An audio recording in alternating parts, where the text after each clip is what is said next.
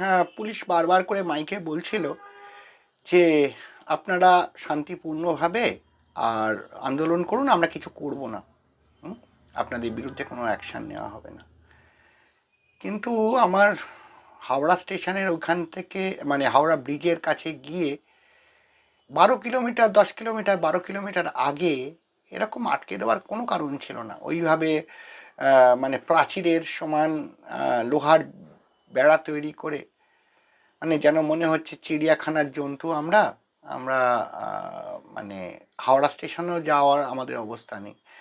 তো এই অবস্থা তৈরি হলে মানুষের তো দুঃখ কষ্ট এগুলো তো হবেই, যে আমরা তো একটা কিছু জানতে যাচ্ছি, যারা জানাচ্ছি যে কিছু একটা অবস্থার পরিবর্তন দরকার, একটা বিচার চাই। হ্যাঁ, আমরা তো ওখানে গিয়ে মানে কোনো জায়গায় ভাঙচুর বা অমুক